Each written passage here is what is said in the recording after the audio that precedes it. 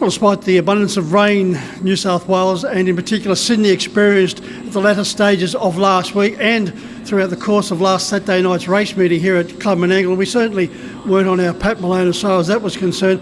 The Menangle circuit raced in superb condition. I'm joined by General Manager of Racing, Mr David Wonson, to have a chat about last week. We're also looking forward to the big meeting here in a couple of weeks' time. Well, David, the track last Saturday night just played superbly. The hoofbeats could be clearly heard. It was sensational. Yeah, look, the track was come up really good. We were expecting the rain. The track was prepared for that. Boys did a great job. They sealed the track during the morning, made sure it was nice and firm for when the rain came, and it played really good. Considering the amount of rain over a prolonged period of time, it was track played magnificently.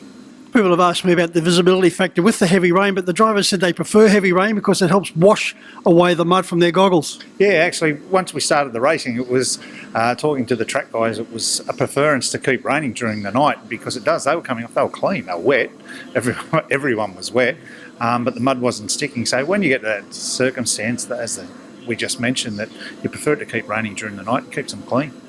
Just when you think you've seen everything you can possibly see on a race course, here at Club Menangle on the track, there was a tortoise. You managed to get a photo. You managed to catch up with him to get a photo. Yeah, unfortunately, I tried to get him off the track. He sidestepped me and got away. But yeah, when we were doing an inspection of the track about 4 o'clock, took a photo. There was a tortoise walking across the track, doing his last-minute track inspection. He rated it as slow, but it actually ended up being very fast. But it's amazing what you can find out here in Menangle sometimes, and in Nepean. We do see plenty of hares and rabbits around this track. We could have had a race. Yeah, tortoise and the hare. It would have been great. They would have run a track record anyway. I saw plenty of frogs. In fact, I saw a group of 5 of them as I was going over to the barn. There were 6. One croaked it. Yeah. Oh, you love a joke, Mick, don't you? You love a joke. Let's get serious and talk about this wonderful meeting in a couple of weeks' time on the 29th of October. The Len Smith Mile, an abundance of exciting New South Wales Breeders' Challenge, the Young Drivers' Invitation and the JC Caffin Plate. Yeah, it all kicks off this weekend with the 2-year-old semi-finals and the qualifying heats of the 4-year-old mares. That's a unique series with the 4-year-old mares this year, that the selection process for the final is based on times. So theoretically, the 12 horses from one heat could make the final if the second heat first horse is slower than the last place horse in the other heat. Those people then, the connections of those horses will be invited into the room. It'll be on Sky Active. The draw will be done live, where they get to choose their barriers depending on their race time. So that's going to be a rather unique turn. It's an 8-4 configuration as well on the 4-year-olds. So it's the 4-year-old mares this week, 4-year-old boys next week. It's a unique scenario, but the 4-year-olds have been brought back. They haven't been part of the Breeders' Challenge here for quite a number of years. It's a great initiative by Harness Racing New South Wales. But as a club and as Harness Racing New South Wales, people always mention trying something different. Well, trying something different. I think it'll put a unique spin on how the 4-year-olds end up with the barrier draws, and the 2-year-old semi-finals this week are just full of class. Yeah, we've got to note that the first row 8 runners, the second row 4 runners are certainly going to catch a few people out. Oh, look, it will.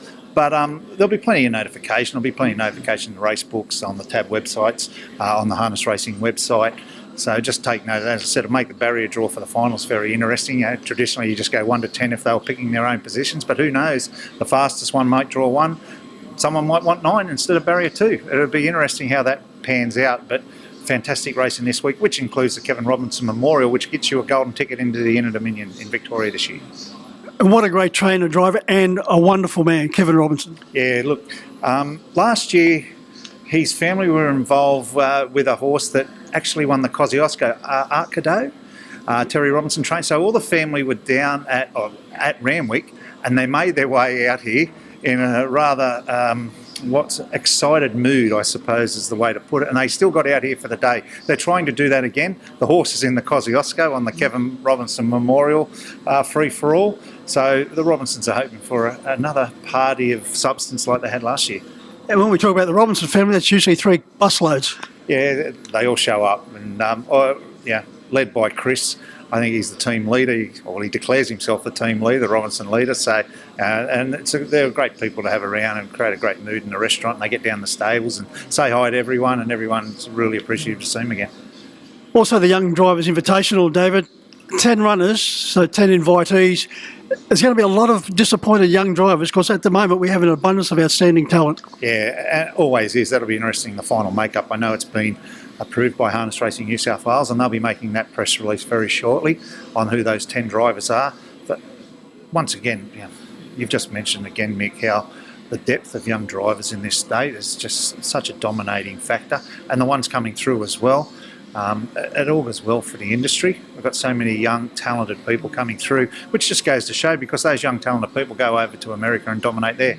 I.e. Todd McCarthy, he's one of the leading drivers in America now. So, it's a great initiative by Harness Racing New South Wales, and that race meeting also involves the JC Caffin Memorial here, JC Caffin Plate, which will be run on final night as well. And the Len Smith Mile, as always, will be a cracker. Yeah, Len Smith Mile should be great. That's a Group 1 win, so that gets an automatic entry into the Inner Dominion. So we've got a heap of features here that entitle people to go straight into the Inner Dominion without having to worry about where their ranking is. That's a great thing that's happening over the next couple of weeks. I'm sure a couple of, I think Spirit of St. Louis been steadied for the Len Smith Mile. Expensive Ego will be keen to get back here and make amends for what some people probably considered it maybe a touch disappointing Victoria Cup, but it was the best of the best. You got beat 8 metres, let up, so I'm sure he'll be back to redeem himself as well. David, apart from all the action that's going to be superb on the track, away from the racing, Menangle will be abuzz with all the activities. Yeah, look, we've got a carnival atmosphere here. It falls in with the Fisher's Ghost Carnival, so we really align ourselves with the Campbelltown Fisher's Ghost Festival. So there will be free rides and the like for the young children and family members. There'll be the food vans will be here, which are really successful during our market nights. So we're really trying to create that carnival atmosphere here for Len Smith Mile Breeders' Challenge final night, and being part of the Fisher's Ghost Festival, it'll get a great deal of coverage in the area. So it's free entry. Like everywhere else, David, all we need is some kind weather, and it'll be all roads leading to Menangle. Yeah, that's a hard word to say, kind weather. Geez, I'd like to know what a few days of nice hot weather feel like. We haven't had that for quite some time. It'd be nice to get that in the lead up, because we've got plenty of moisture in the soil. The grass is growing pretty quick. We get a bit of sunlight, but yeah, hopefully those weekends are fine and we get a lot of people out here. Thanks for your time, and well done on getting that award-winning photo of Teddy Tortoise. Yeah, he was pretty fast. I told you, he sidestepped me on the front rower, Mick.